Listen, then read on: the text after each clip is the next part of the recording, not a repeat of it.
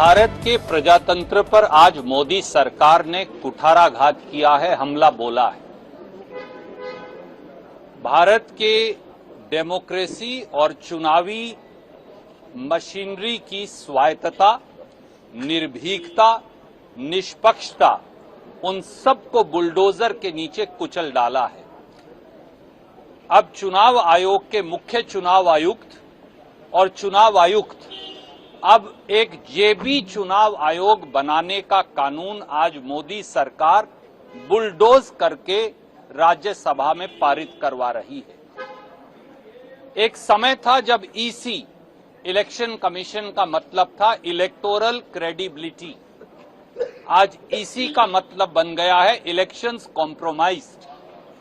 अपनी मर्जी का मुख्य चुनाव आयुक्त लगाएंगे, अपनी मर्जी का चुनाव आयुक्त लगाएंगे, अपनी मर्जी से चुनाव आयोग चलाएंगे, अपनी मर्जी से इलेक्टोरल लिस्ट बनाएंगे और अपनी मर्जी से मनमानी कर हार जीत करवाएंगे।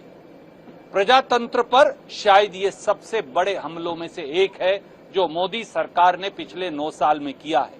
इसलिए सारे विपक्षी दलों ने एक स्वर से प्रजातंत्र की शुचिता, चुनाव आयोग की स्वायत्तता और निर्भीकता और पूरी चुनावी प्रणाली की निष्पक्षता, उसको बुलडोजर से कुचलने के खिलाफ हम एक स्वर से भारत के संविधान, चुनाव आयोग और प्रजातंत्र के पहरेदार और प्रहरी बने हम सब खड़े हैं। और ये आवाज न दबेगी देश के 140 करोड़ लोगों की, न हम दबने देंगे। हम इसे आखिर तक ले जाएंगे और ये संघर्ष संसद से सड़क तक जारी रहेगा।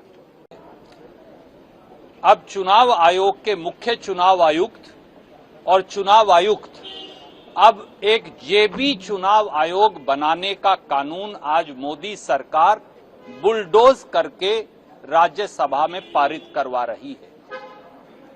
एक समय था जब ईसी, इलेक्शन कमीशन का मतलब था इलेक्टोरल क्रेडिबिलिटी। आज ईसी का मतलब बन गया है इलेक्शंस कॉम्प्रोमाइज्ड। अपनी मर्जी का मुख्य चुनाव आयुक्त लगाएंगे, अपनी मर्जी का चुनाव आयुक्त लगाएंगे, अपनी मर्जी से चुनाव आयोग चलाएंगे, अपनी मर्जी से इलेक्टोरल लिस्ट बनाएंगे और अपनी मर्जी से मनमानी कर हार जीत करवाएंगे। प्रजातंत्र पर शायद ये सबसे बड़े हमलों में से एक है जो मोदी सरकार ने पिछले 9 साल में किया है। इसलिए सारे विपक्षी दलों ने एक स्वर से प्रजातंत्र की शुचिता, चुनाव आयोग की स्वायत्तता और निर्भीकता और पूरी चुनावी प्रणाली की निष्पक्षता, उसको बुलडोजर से कुचलने के खिलाफ हम एक स्वर से भारत के संविधान, चुनाव आयोग और प्रजातंत्र के पहरेदार और प्रहरी बने हम सब खड़े हैं। और ये आवाज न दबेगी देश के 140 करोड़ लोगों की, न हम दबने देंगे। हम इसे आखिर तक ले जाएंगे और ये संघर्ष संसद से सड़क तक जारी रहेगा।